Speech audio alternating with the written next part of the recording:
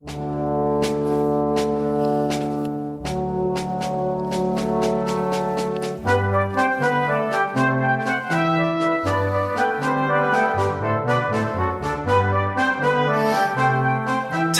from the Rails. Discovering the Stockton and Darlington Railway. The railway that got the world on track. Hello and welcome to our fourth Tales from the Rails, our monthly podcast on the Stockton and Darlington Railway, the railway that got the world on track. In 2025, we'll be celebrating 200 years since the Railway Revolution, and indeed the second phase of the Industrial Revolution, was kicked off by the Stockton and Darlington Railway. It was here that engineers and business owners came to visit from 1825 to learn how to run a modern railway. This is a publicly accessible piece of permanent transport infrastructure that could be used by anyone to carry anything, including freight, goods and passengers, for a fee. Given that many of these visitors came from abroad when transport was limited to ship, horse and foot, it's extraordinary to think of French, German and American visitors observing the railway in action at Shildon, taking notes, accompanying Timothy Hackworth on the locomotive, charging up and down the Aycliffe Strait in all weathers, and returning home to see how lessons learned here could apply back there. My name is Caroline Hardie. And my name is Archie MacKay. I'm an archaeologist and the editor and a trustee for the charity the Friends of the Stockton and Darlington Railway. And I'm managing editor of South West Durham News, a small independent publisher of 4 community newspapers, including the Shildon and District Town Crier, produced right here in the cradle of the railways. And as usual, we're joined by Cleo the dog, who hasn't recovered from walking the S&DR between Harrington Station and Shildon earlier this month. She's getting on a bit now and needs shorter walks, preferably just sidings rather than main lines. But she also had a hard question for our guest this week, Anthony Coulls, the Senior Curator of Rail Transport and Technology at the National Railway Museum at Locomotion in Shildon. We'll hear from him later. So this week on Tales from the Rails, we are talking about building bridges. We're going to look at the railway bridges built by the Stockton and Darlington Railway for 1825. We chose this because of the newly unveiled and relocated ironwork from the Gaunless Bridge, which is now available for all to see at Locomotion in Shildon. Bridges were a vital part of the railway, and they give us an insight into the engineers and surveyors who designed and built them. In particular, we'll take a close look at the Gaunless Bridge and the Skerne Bridge. The Skerne Bridge still supports live line in Darlington 200 years after it was built. It's graced S&DR headed notepaper, S&DR invoices, was voted one of England's 100 best historic places, and it appeared on the £5 note in the 1990s. As usual, we will also, in Stars of the S&DR, find out more about the pioneering people who worked on the railway. This month will be about Ralph Day, who worked on the Skerne Bridge in 1824 and appears to have left under a cloud. In fact, this is as close as we're going to get to true crime. And given that podcasts that deal with true crime have the highest viewing figures, just mention true crime again. We'll also be letting you know about events that are coming down the line, so fetch your diaries, make a cup of tea, put your feet up and enjoy the ride on the railway that got the world on track.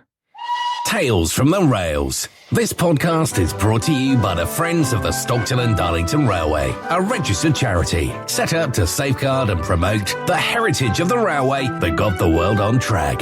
You can join us by visiting our website at www.str1825.org.uk. The design of the Stockton and Darlington Railway was always going to require bridges, engineers to design them, and builders to build them. The Acts of Parliament passed in 1821 and 1823 granted powers to the S&DR to compulsory purchase land required to build its railway, but also placed several obligations on the company. One of those obligations was the requirement to provide bridges, not only for public roads, obviously, but also for landowners whose land was divided by embankments or cuttings for the line. Accommodation bridges were constructed to connect land that belonged to one owner severed by the railway. The S&DR company also used the term occupation bridge for these bridges. There was no particular design for these bridges at the outset, but the 1825 bridges were generally built of stone. The Act of Parliament of 1821 set out that bridges could not have an ascent of more than 1 foot and 13, and the parapet walls were to be at least 4 foot high. This was to make them safe and stock-proof. In addition to accommodation and occupation bridges carried the line over watercourses and culverts carried small watercourses below the line. The SNDR underestimated the need and consequently the costs of providing such bridges. The General Committee presented shareholders with a report on the 9th September 1825, so immediately before the opening, stating that unforeseen expenditure had been incurred building the railway line because of the necessity of purchasing land, paying for damages to tenants, exceeding by £18,000 the estimate made as to the value of the land, together with the great expense of erecting occupation bridges, which your committee did not anticipate. Although enough land had been purchased to accommodate a double line, a number of these bridges were only wide enough for a single track. This was to save costs at a time when the railway company was hemorrhaging money but as yet had no income. But it would mean having to widen these bridges at a later date once the line was in use. As we shall see, fluctuating prices of the raw materials to build bridges would have a significant impact on their design. Plus, the Quaker belief that architectural ornamentation was a vanity they could well do without, resulting in simple designs, with decorative features largely limited to pepperpot copes on the wing walls and string courses over the arches. You can see those pepperpot copes at Hummerbeck near Broom Mill on the West Auckland bypass, the depot walls at the end of the Yarm branch behind the Cleveland Bay, and some of the bridges along the Hagerleases branch.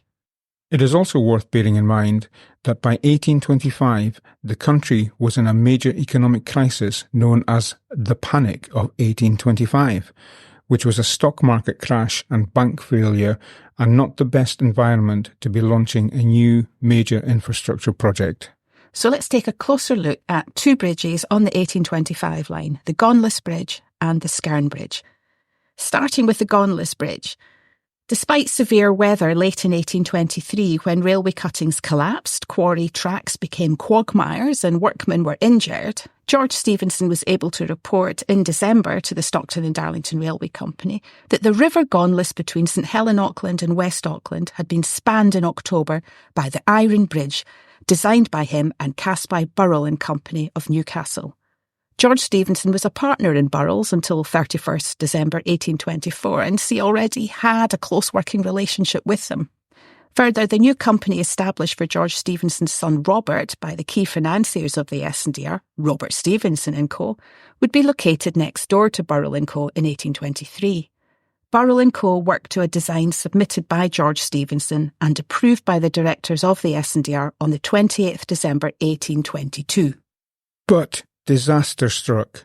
Heavy snow in the winter of 1823-4, followed by flooding when the thaw came, damaged the bridge badly, and so Stephenson had to rebuild it with an additional span, taking it to 4 spans, which would allow more space for floodwater to pass under. The bridge came into use when the line was opened on 27 September 1825.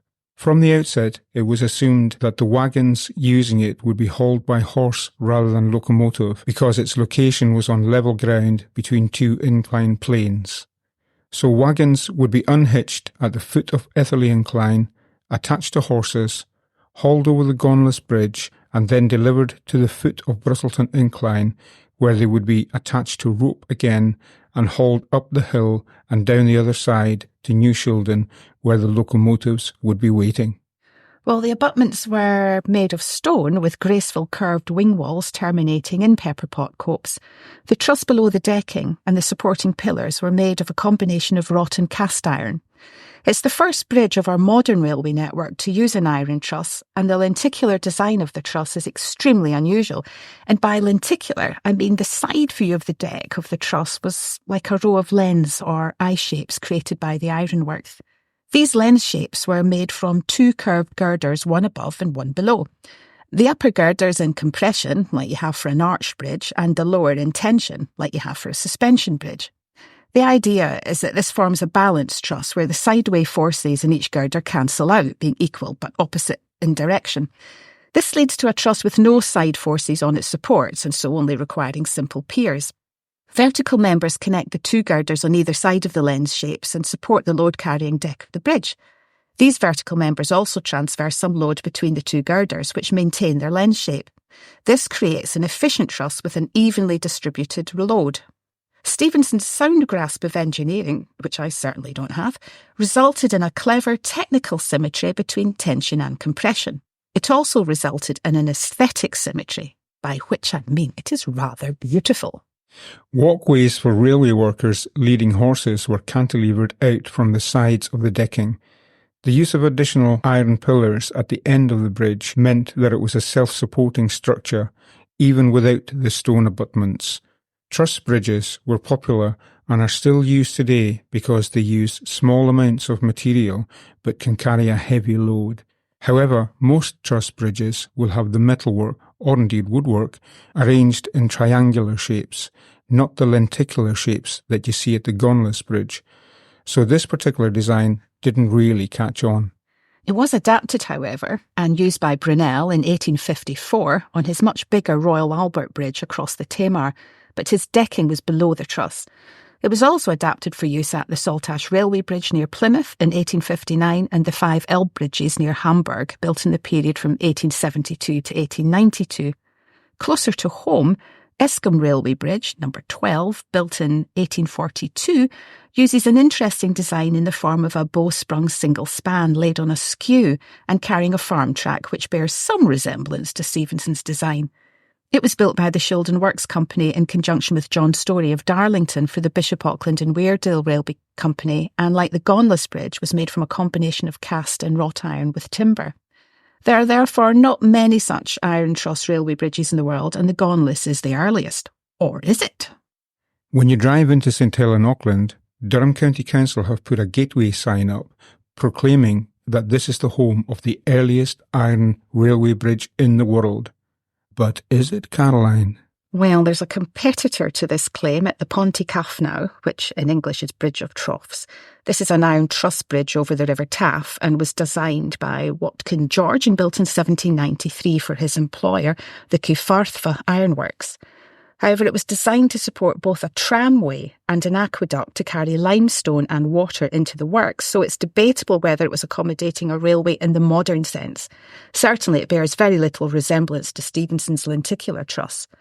The Gaunless Bridge therefore has some claim to being the first purpose-built railway bridge made of iron in the world. The bridge remained intact until 1901 when it was dismantled so that an alternative structure could be placed on the abutments which would accommodate heavier loads of coal. The trestle legs were cut off at river level and the superstructure moved to Bristleton Colliery for storage. The 2 stone abutments remained on either side of the River Gaunless but were altered by the NER in order to accommodate a new bridge decking. The alterations took the form of recesses set into the top of the abutments to accommodate plate girders. The original ironwork was preserved, however, and featured in the 100th anniversary celebrations in 1925.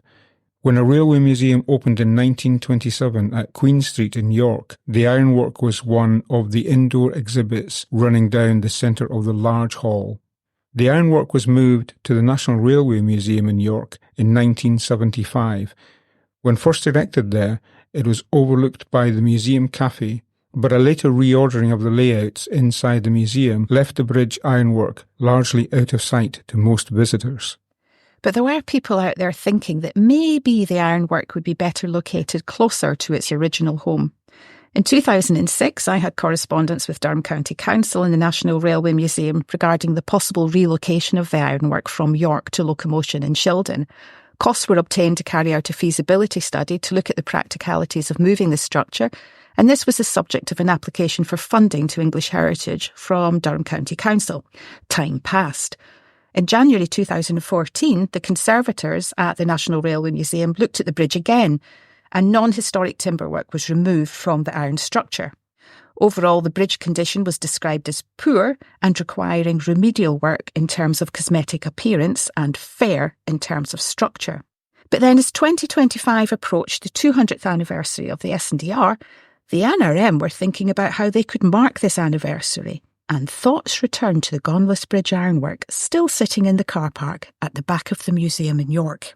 At this point, I'm going to introduce Anthony Coulls, the Senior Curator of Rail Transport and Technology for the NRM at Locomotion in Shildon. Okay, Anthony, thank you very much indeed for agreeing to have a chat to us. I know how incredibly busy you are with certain events on the horizon. You've noticed that. We've noticed.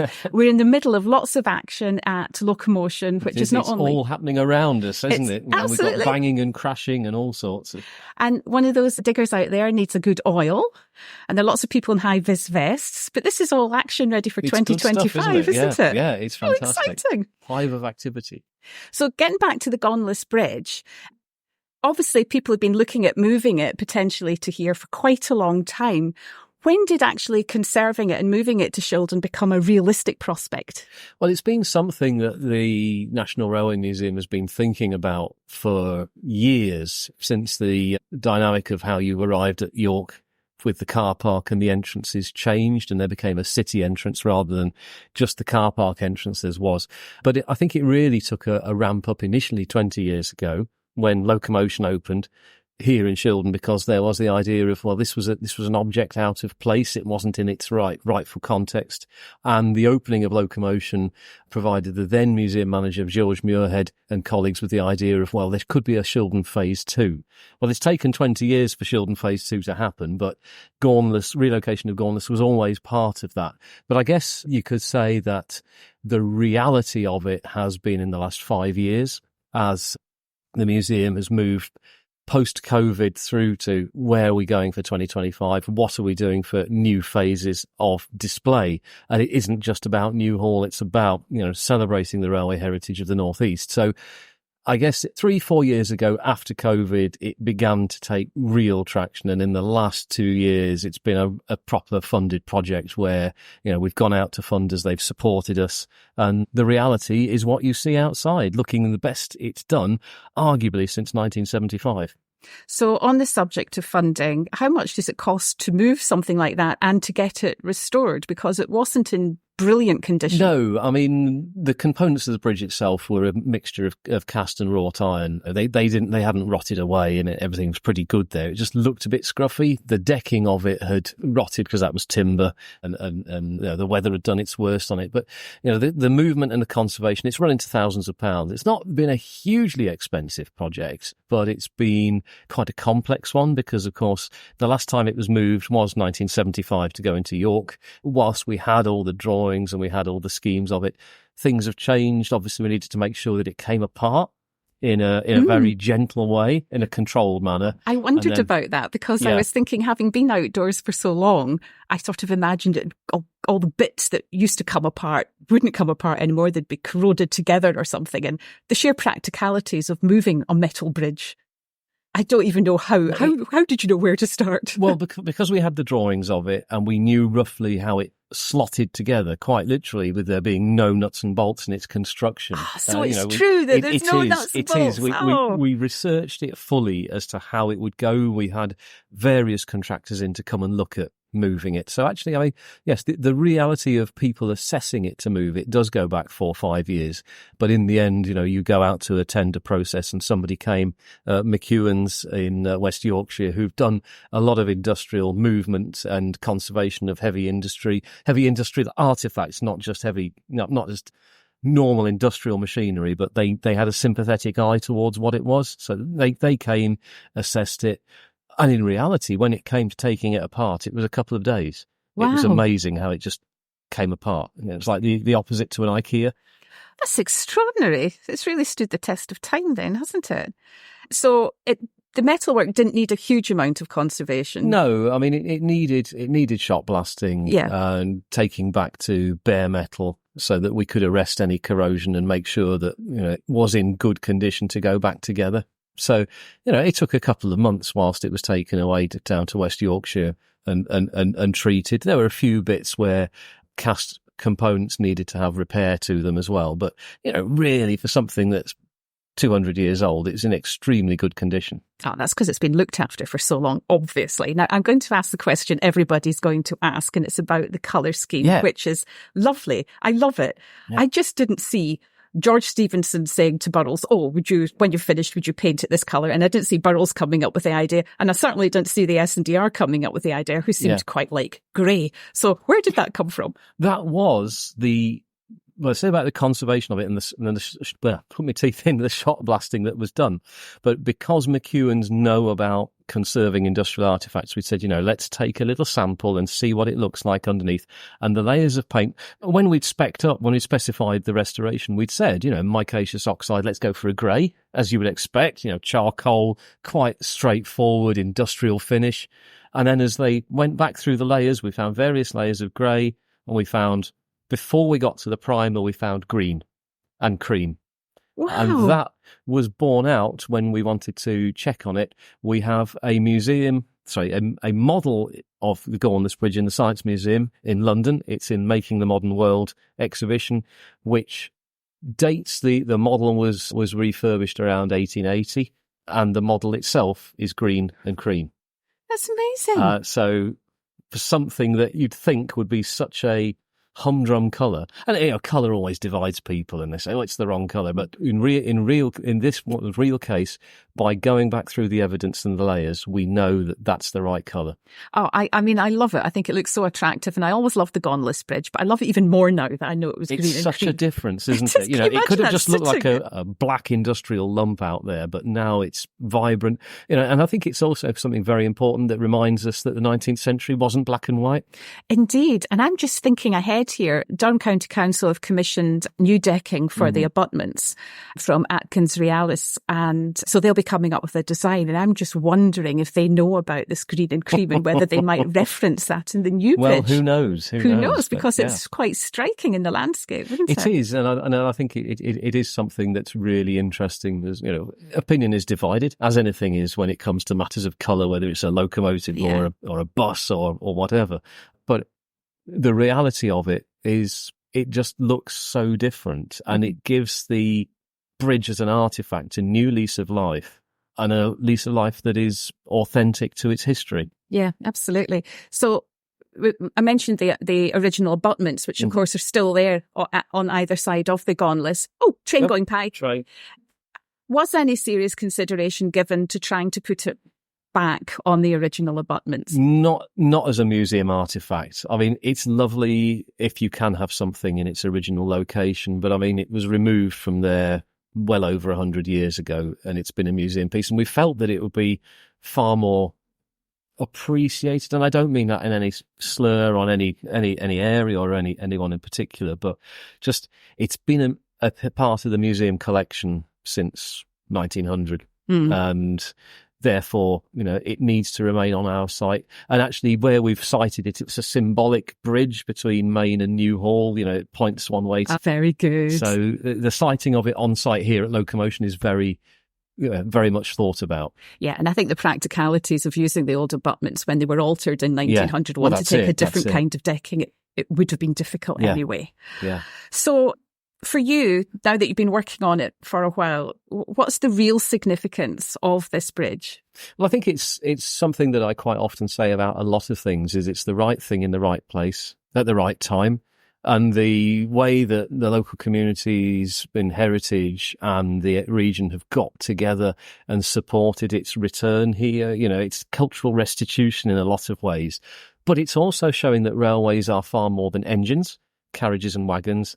And it's the culmination of a huge amount of work here. I mean, you and I are speaking as if I've gone and done it myself. And, there's been a huge amount of work from our development team who've raised the money from people, including the Ironmongers Guild, to put it together. So, there's a wonderful link with iron founding right back to year dot with the foundation. But also our conservation team, Joe Randall, who was our project manager. I'm going to single his name out in case he listens to it. But, Joe worked a huge amount on this. He's a Darlington lad himself. And so he's got that resonance. He's got that feeling of ownership. And to see it through, it means a huge amount to everybody here.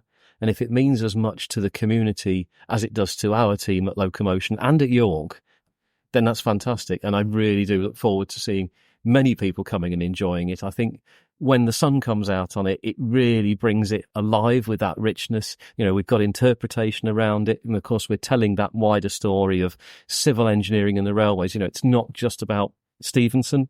Yes, they are very significant, but we're looking at Burrells. We talk about the influence of that in civil engineering as well, because of course Brunel, whose birthday we've not long celebrated, the Royal Albert Bridge is very similar lenticular truss design. So there's lots of different strands, lots of different stories. That's a very long answer to a short question. So finally, just a reminder to people, where can they see this piece of ironwork?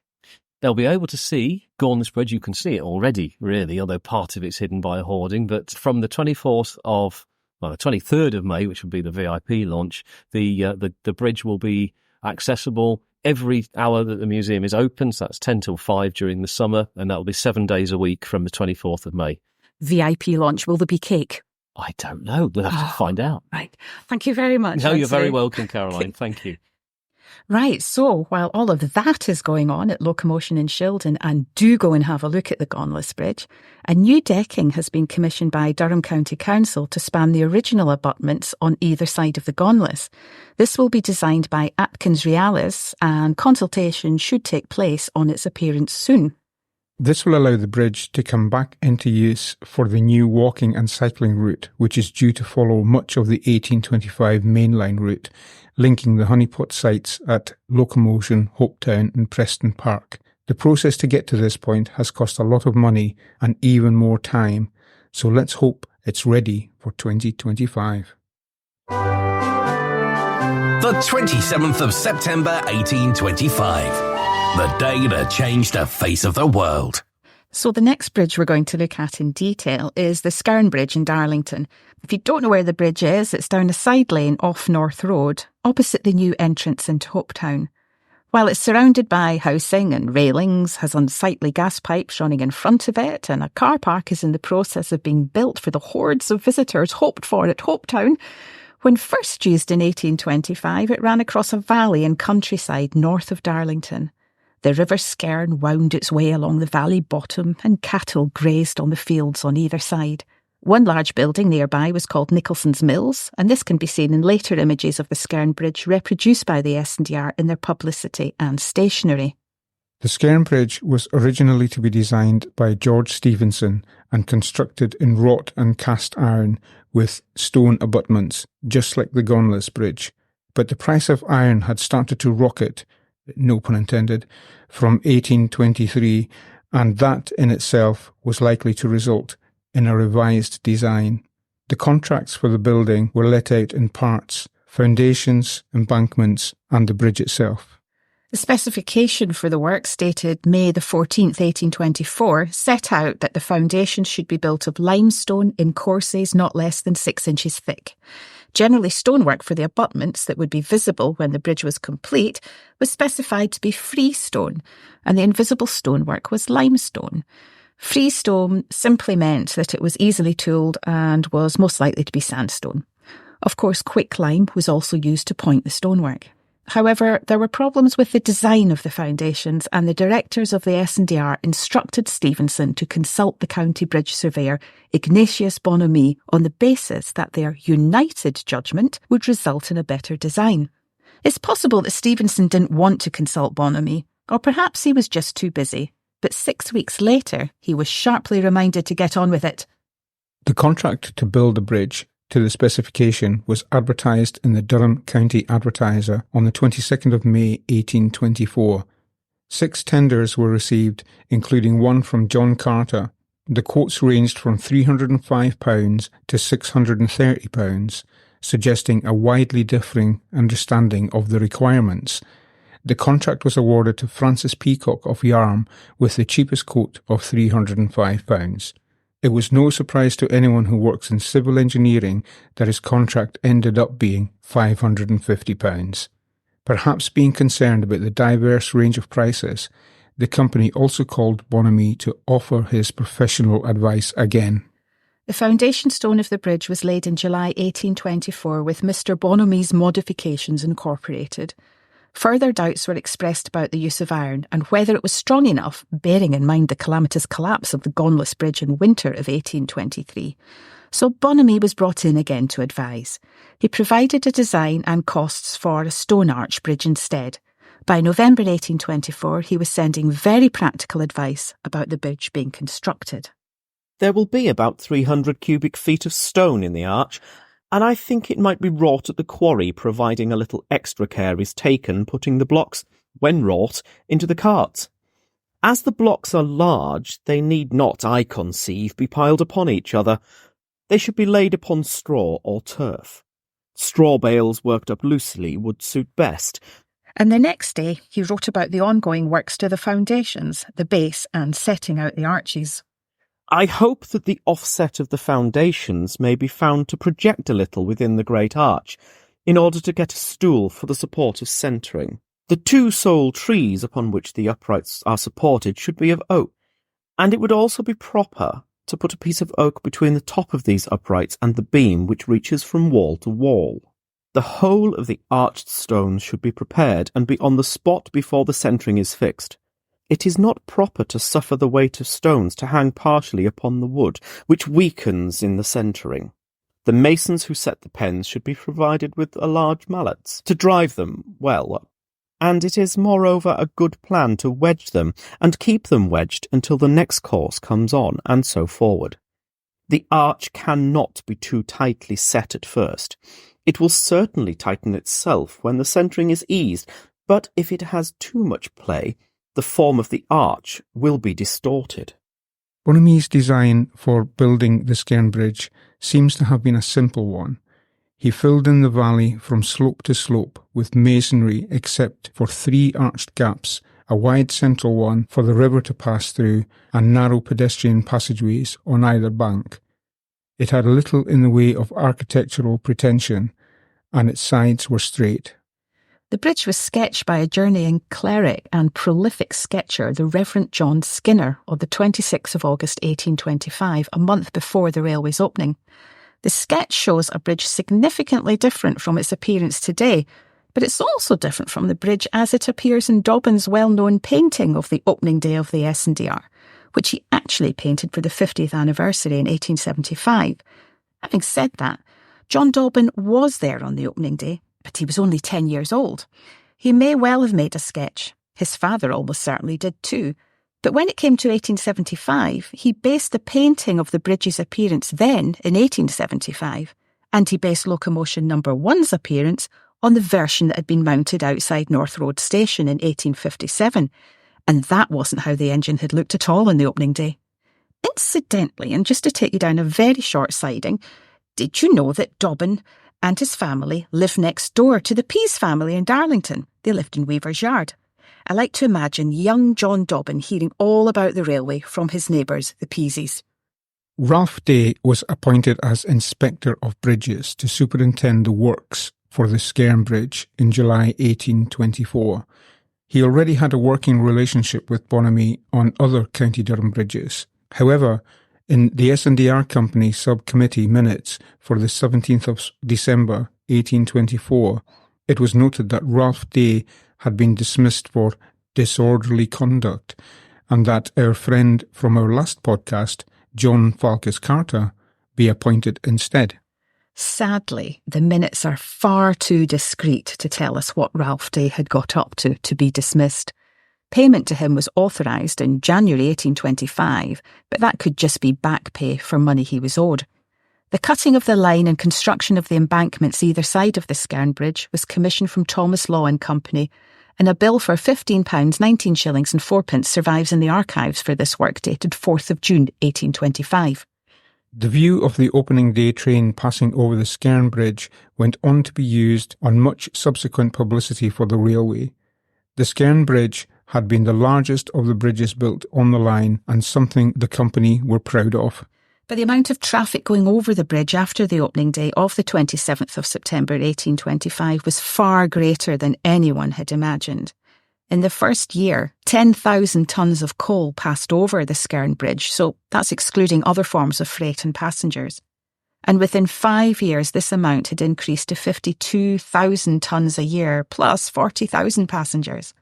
Consequently, the embankment walls started to show signs of weakness early on. John Carter was brought in to design a solution and oversee its implementation. He added flanked walls to support the battery or embankment and, in doing so, hid Bonomy's original approach embankments. The work was due to begin early in 1829, but was delayed by bad weather. Carter wrote to the company from his home in Hindon. George Chapman of Aycliffe promised me to commence leading stones for the flank walls of the Skerne Bridge last Tuesday. I ordered lime for the same, but should ask if possible not to begin the work for a month, the weather being so precarious at this season. The sinking and piling of the foundations would run risk of more damage to the battery than can possibly happen. As it is at present, there is no danger to the main body of the bridge. As it turned out, the delay was a couple of months longer. The flank walls of the Skerne Bridge we may now probably proceed with and do it as quick as possible. Carter wrote on the 28th of May 1829. So when the bridge was later shown in Dobbin's painting, and indeed on the S&DR's headed notepaper, it's with Carter's curved flank walls supporting the embankments, not the flat walls Bonamy designed in 1825 that are depicted. The embankment for the bridge was widened for a double-way in 1831, with the contract being awarded to John Johnston on the 15th of July. The creation of a double-way on the actual bridge structure was delayed, however, by a nationwide pandemic when all workers went home and the country went into lockdown. That sounds familiar, doesn't it? It does indeed. The bridge went through more alterations towards the end of the 19th century. Even Carter's flank walls were hidden behind rusticated stonework, and the bridge was increased in width again to 5 tracks to accommodate the massive amount of railway traffic arising from the industrialisation of the area. It's this late 19th century rusticated stonework that we still see flanking either side of the original bridge, and on the north side, the 1825 to 29 bridge is now largely hidden from view by this late 19th century widening. Since the mid-20th century, the railway no longer carries lots of freight, and so the active use of the bridge has shrunk back to single track, although there is still space for double track. The decking from the late 19th century has also been removed, as the extra 3 tracks are no longer required. However, the Skerne Bridge has been in continuous use since 1825. It represents the restrained embellishment favoured by the Quaker financiers of the S&DR, plus it's the most impressive and one of the most technically challenging engineering structures built for the opening of the Stockton and Darlington Railway. It retains important evidence of early railway engineering, including evidence of early strengthening works. It's the most famous work of the architect Ignatius Bonamy, designed and completed in less than 8 months. It's the embodiment of the momentous achievement of the Stockton and Darlington Railway, the railway that was so influential in the development of other railways, both in England and abroad. For all these reasons, it is listed Grade 1, and if you want to know how special that is, only 2.5% of listed buildings are Grade 1. And that's not all. In the 1990s, the bridge with Locomotion No. 1 passing over it on the opening day featured on the £5 note, and consequently, Darlington residents of a certain age will still refer to it as the £5 note bridge. And there's more. In 2017, Darlington Borough Council completed the new cycle path and associated landscaping at the Skerne Bridge. They improved the railings nearby, removed the fly tipping, created a wildlife area, put up a welcoming archway and put interpretation on the site in consultation with the Friends of the S&DR. The interpretation panels were pretty quickly damaged by evil-disposed persons, as S&DR committee members would have said, and is due to be replaced soon. Shortly afterwards, the National Transport Trust gave the bridge a Red Wheel Award for being the oldest railway bridge in the world still in use as such. Historic England's appreciation of the significance of the bridge in a national context was shown by the fact that it was included in Historic England's podcast series in 2018, Irreplaceable, A History of England in 100 Places, Skerne Bridge being the only railway-related place included. From this summer, the Skerne Bridge will be the starting point for many people who visit Hopetown by car. The new car park will be positioned near to the Skerne Bridge, so people will be able to view it on their walk between the car and the museum. Network Rail have also made some commitments to sprucing the bridge up a little, which is suffering from occasional graffiti and self-seeded trees growing from the parapet. If you want to visit either of these bridges, they're both accessible, although the Gaunless Bridge is only easily seen when Locomotion is open. You can get distant views from Dale Road in Shildon otherwise. The Friends of the SNDR have produced self-guided walk booklets. Booklet 1 and 2 feature the Gaunless Bridge. Booklet 1 will be updated before 2025 and Booklet 2 has already been updated. The Skerne Bridge features in Booklet 5 the Darlington Circular, due to be updated in 2024, and Booklet 6 between Darlington and Fighting Cocks, due to be updated before 2025 sometime. You can download them for free from the Friends website online library. All booklets can be purchased and posted to you from the Friends online shop, and depending on which one, they cost between £2 and £3.75 each, which is a bargain. Finally, the railway station shop website has a Skerne Bridge collection. Here you can buy keyrings, coasters and placemats that feature the Skerne Bridge. Just put railway station shop into your search engine and a percentage of profits go to the Friends of the Stockton and Darlington Railway. Stars of the SNDR. This week's star of the SNDR perhaps didn't shine quite so bright. Ralph Day, a stonemason and bridges inspector. You may remember we mentioned R. Day dismissed for disorderly conduct during the works to build the Skerne Bridge. This was based on a note in the Stockton and Darlington Railway Company minutes for 17th December 1824. So what do we know of Ralph Day? Indeed, can we be sure he was even called Ralph? After all, the minutes only mention R. Day. Our late friend Brendan Boyle looked into this, and his findings can be found in the Globe for April 2018. It was inevitable that Brendan would uncover numerous people with the surname Day, many of whom were stonemasons and also had a railway connection.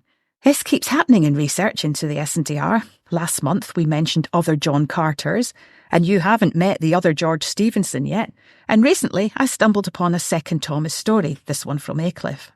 Anyway, back to our Day. By a process of elimination, Brendan worked out that our dismissed R. Day was from Front Street, Headingley Hole, 5 miles north of Durham City. He was married to Margaret Knox of Sedgefield in the year 1800. Now, Headingley Hole seems a bit far away from the SNDR for him to be working there, but Ralph Day, and he was a Ralph, had a useful contact from previous work. He was assistant to Ignatius Bonamy, the county surveyor for bridges, between 1823 and 4, and who'd been brought in to advise George Stevenson on the design of the Skerne Bridge in Darlington. Before assisting Bonamy, he had tendered for bridge work being commissioned by Bonamy for several years, so would be well known to him. Bonamy's biographer, June Crosby, who wrote a book about him in 1987, has described how Bonamy liked to see employed on his work those whom he knew and trusted. So a recommendation to the SNDR to make use of Day would have been perfectly normal. So, Ralph Day was employed by the SNDR in July 1824 as Inspector of Works at the Skerne Bridge. By the time Ralph worked on the Skerne Bridge, he was 58 years of age. He was experienced as a stonemason and as a manager and inspector of bridges. He also owned houses in Headingley Hole and had the lease of a pub, the Lambton Hounds, in nearby Newbottle. And one of his jobs in 1823 had been supervising parapet work on the bridge over the Skerne at Burnden, just outside Darlington. So he was no stranger to the area. Ralph Day only lasted 5 months on the Skerne Bridge job, and I guess we'll never know what the disorderly conduct was that he was accused of. However, there are regular newspaper notices in the Durham County Advertiser from February 1824, published by the Penshaw Association for Prosecuting Felons. This consists of a list of people that the association were keen to detect and prosecute, considered guilty of theft, robbery, burglary, or any other crime against the person or property of any of us. This list includes Ralph Day of Headingley Hole. Was this our Ralph Day? Did he have some accusation hanging over his head? It didn't go away because the notice was published every February afterwards from 1826 to 1829. So perhaps the February 1824 notice came to the attention of the Railway Committee that year and they decided to distance themselves. We just don't know. Ralph's replacement was none other than John Falkis Carter of Hindon, who you'll remember from our last podcast went on to design the company's 3 public houses, its brewery, its warehouse at Stockton, often incorrectly referred to as a ticket office, and much more besides.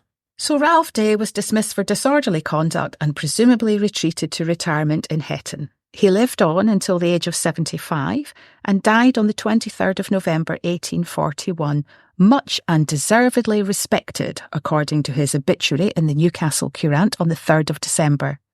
Much and deservedly respected doesn't sound like something you would say about a convicted felon, though. His wife Margaret lived until 1853, when their estate was passed on to their children, as set out in Ralph's earlier will, Alice, James and John Woodhouse Day. His son James became a stonemason. John Woodhouse Day became a colliery agent. Their daughter Alice Richardson appears to have predeceased both her parents, however, and her 3 children moved in with Ralph and Margaret after her death in 1841. That means that Ralph Day and his married grown-up daughter Alice died in the same year. That must have been terribly hard for Margaret Day. A different Day went on to work with the S&DR on the merchandising station in Darlington, designed by John Carter and built 1826-7, just up the road from the Skerne Bridge. Thomas Day was a stonemason in West Auckland. He teamed up with Matthew Gibbon to tender for works at the merchandising station, which they were awarded due to being the cheapest contract. Thomas had a younger brother called Ralph, who was also a mason, but it wasn't our dismissed Ralph. Thomas Day went on to be the start of a family with Anne Crowder, who would retain railway connections, including their son Ralph, who became a locomotive driver. The 2 families appear to have been entirely separate, at least in the early 19th century, and only shared the use of Ralph as a forename and Day as their surname, their profession, and some connection with the S&DR. It sometimes feels like there were enough days working on the railways to make a full week.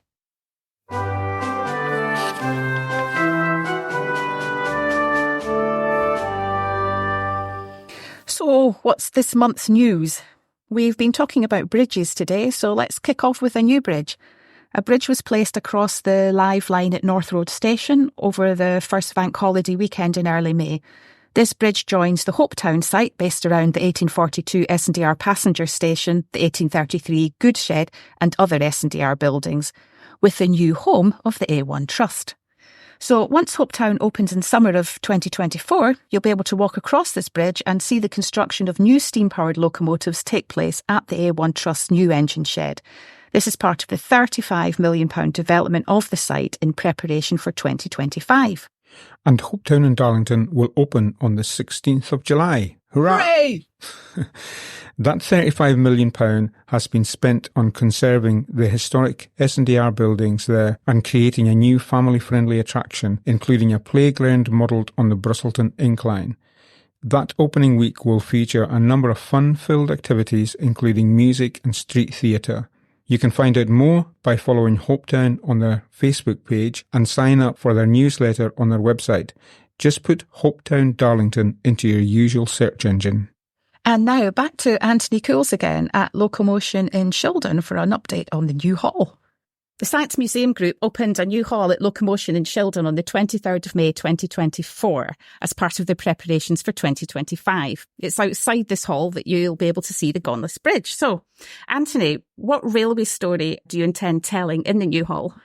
We intend to tell several stories, but overarching it is the story of railways in the northeast and the fact that railways started carrying coal. Like I say, it begins here in the northeast of England. So we have 6 tracks. Each track has a theme. First one begins with the Hetton Colliery Railway, 1822, goes through the story of moving coal through the 19th, early 20th century. The second track talks about goods on the railways. The third track is about maintaining the railway. So we have cranes, we have the snow ploughs, we have various bits of equipment. The fourth one talks about the sort of hidden side of railways, industrial railways. We're very good in history of thinking about things like Mallard, Flying Scotsman, the Cornish Riviera Express, all the glamour, the top 2%, but we forget where the money was made for the railways. So we have a line looking at the industrial railways with a locomotive that worked in the Bass Brewery, a wagon from Sheffield Sewage Works. Mercifully, it's empty and it's been cleaned, but all sorts of stuff like that. And then perhaps my favourite track, which is makes it sound like Desert Island Discs, doesn't it? My favourite track. We have a fifth line which is all about Shildon wagons. So it's pretty much Andrew MacLean, our head curator's tribute to the men and women of Shildon Works. So every wagon on that line was built here in Shildon, and I think it's lovely. And then the final track looks at the ending of coal by rail in the 21st century, because of course, the final coal trains in the UK have only just moved. So our most recent vehicle in there is a coal hopper from 1999, 2000. And then we look towards a little bit of the future of freight as to where it goes, because it's not a closed story. There's not a full stop to this. The story of railways in the UK continue. But for the very first time, certainly in the 20 years that I've worked for the National Railway Museum, and I'm delighted because we are telling the story of freight, we're telling the story of Shildon, we're telling the story of the non-passenger railway, all under a roof for the first time. If you look outside at our yard, other than the locos and the brake vans that we use and the replica rocket that we use for doing rides on our railway system here, there is nothing. Now, for years, we've had wagons and carriages outside, and what Newhall has allowed us to do is not just create new displays in Newhall itself, but it's allowed us to rearrange and reorder Main Hall around us, also with themes, new interpretation, which I'm currently writing of my colleagues. So it's not quite finished in terms of the of the wording, but the layout in Main Hall has been revamped as well. So how's that going to work now? So Main Hall looks at four main themes. We look at the locomotive itself, the steam locomotive, and alternatives to steam. We look at passenger experience. We look at prototyping and experimentation, and we look to the future of the railways and design and things that were done. But all again encompassing what we call the Shildon spirit, the spirit of innovation, experimentation, trying out ideas. Shildon Works sent engineers around the world. We're very good at venerating Stephenson and Hackworth and remembering what happened in this area, but we forget that people from Shildon went to South America to engineer railways. We forget that the chief engineer of the Great Northern Railway of Ireland served his time here. People like Matthew Kirtley of the Midland Railway, Fletcher of the North Eastern Railway, they all came from Shildon, having served their apprenticeships here or worked in the works here. And so, it's a small town with a global impact, and we tell that story in our new interpretation. That's actually brilliant. Small town with global impact. I have to credit Sarah Price with that one. Do you? All right. I led a guided walk on Saturday, and somebody was making exactly the same point. They couldn't believe that Shildon was the centre where all of this was happening. This is it, and it's one of those ones as you and I both know to our cost on occasions. There's all the fighting about the first this, the first that, and first the other F word. Yeah, yes, that's a good one. But Shildon really is the first railway town. It's not thought to be. So as a microcosm where everything explodes from, it really is here. And I think it is a stunning thing that now Locomotion, through the displays in Main Hall and New Hall, is able to put the town on the map.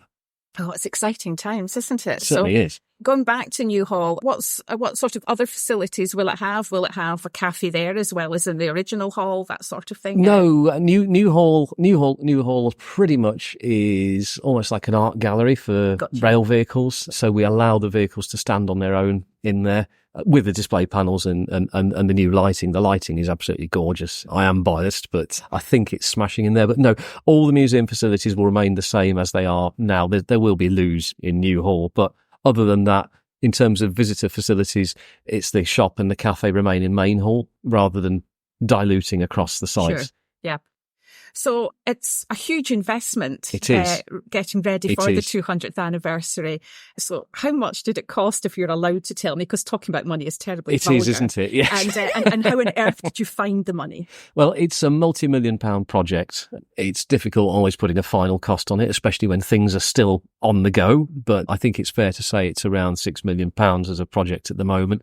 And if I go to my list as I take my varifocal glasses off to read, it's incredible, the list of people that have got behind. And I think this is a real measure of the importance of the scheme. So Durham County Council as partners, the Foyle Foundation, Friends of the National Railway Museum, Wolfson Foundation, They're all major funders. And then as well as that, we've got the Catherine Cookson Foundation, Sir James Knott Trust, Banks Group, County Durham Community Funder, the Platten Family Fund, so many more, Northumbrian Water, Ridley Family Charity, but also loads of individuals and smaller groups and trusts, because money is tight, as you know, through everywhere, and a lot of people rely on the lottery, and of course, the lottery can't give money to everybody. So this is a real measure of, I think, how important it is within the region that so many of these folks have got behind us and said, yes, we'll give X, we'll give Y, and one leads to another, leads to another, leads to another.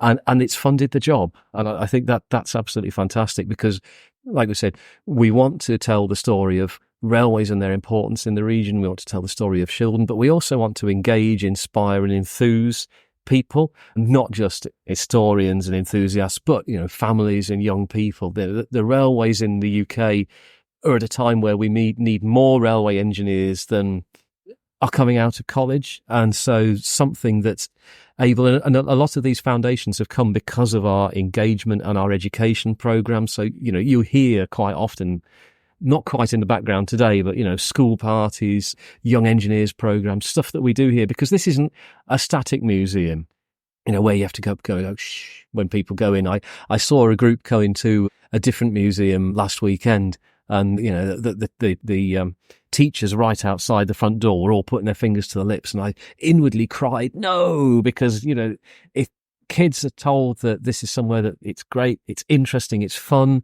they can enjoy themselves, engage with it, brilliant. But if they're told it's somewhere they've got to go, shh, then right on cue, colleagues walking past. Yeah, absolutely. Yeah, so they're all the engineering geniuses of the future, aren't they? This is absolutely it. And I think, we've said before, if some of those pioneers of the S&DR could see what was happening along the entire route in 2024 in anticipation of 25, I think they would be astounded, but I think they'd be very quietly pleased with big smiles on their faces, faintly incredulous at what they set to having the impact that it does now. But I know. Imagine if there was time travel and you could walk along with Timothy Hackett and just show them what happened. Wouldn't that be amazing? I think there'd be an amazing amount. Certainly, in the 1820s, there was a huge amount of visionary people. The courage to fail, because they didn't know this thing was going to work. No. And little, even more, did they know that, 200 years on, we'd be opening new museums to show. I mean, the old concept of a museum 200 years ago was something very different. So.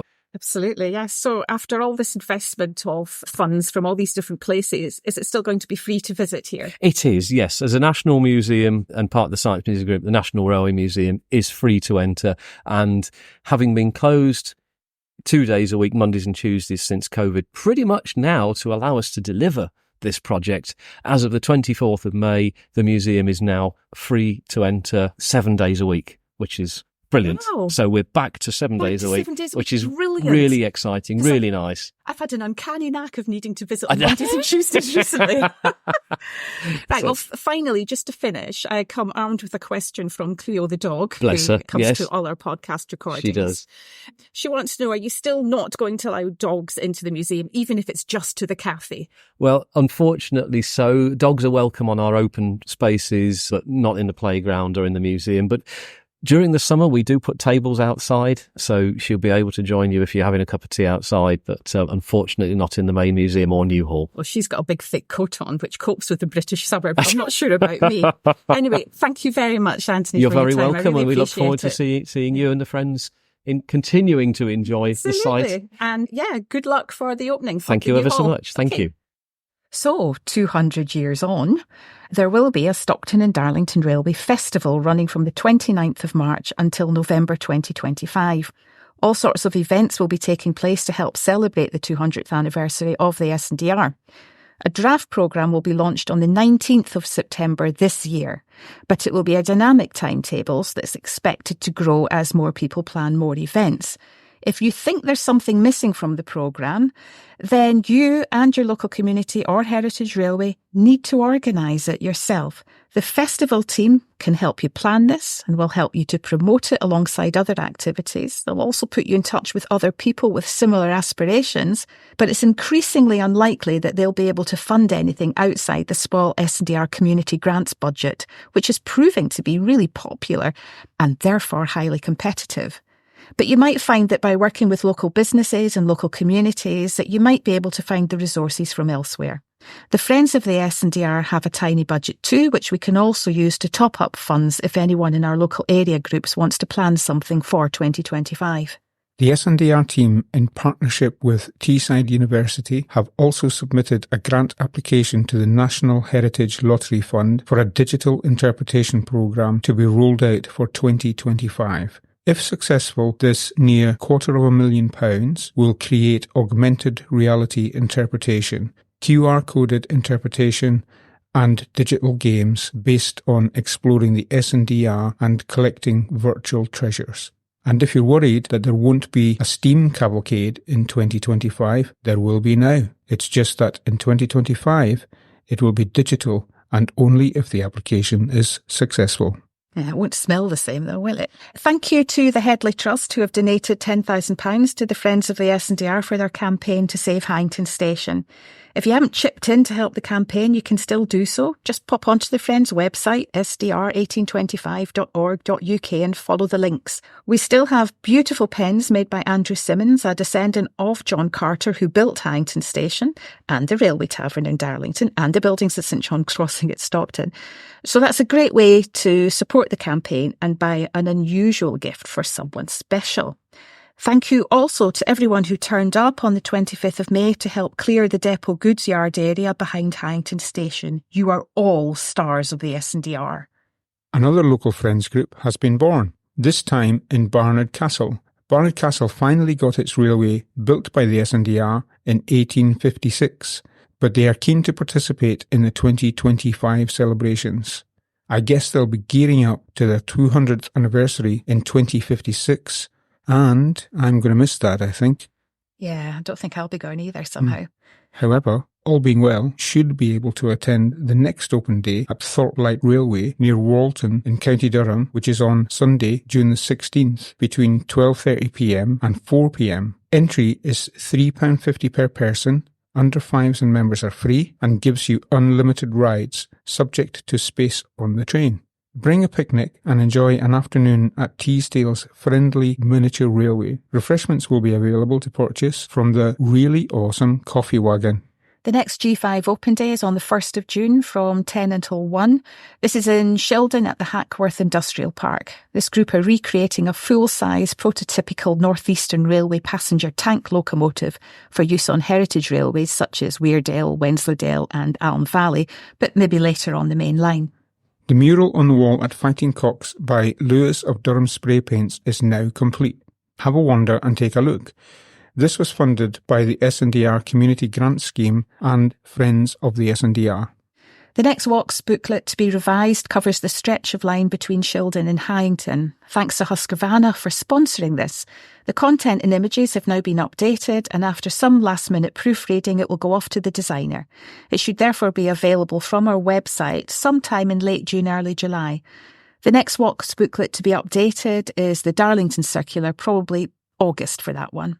The next edition of The Globe comes out in July. The Globe is the journal of the Friends of the Stockton and Darlington Railway and has a mixture of academic and newsy items. If you'd like to contribute, please get in touch with the Friends via their website and I'll get back in touch. We've been working with Blue Badge Guides on the content of guided walks that they hope to offer during 2025 and beyond. These are professional guides who will offer bespoke tours to visitors to the SNDR area. They, like you, have access to a wide range of resource material on the Friends website to help plan their trips out. Looking to the future, we've also attended workshops held by Durham County Council for the start of a National Lottery Heritage Fund Priority Places project, which will look to provide at least £10 million over 10 years to heritage in the Shildon and Newton Aycliffe area. Clearly, we'd love to help them spend their money wisely and mainly on the SNDR.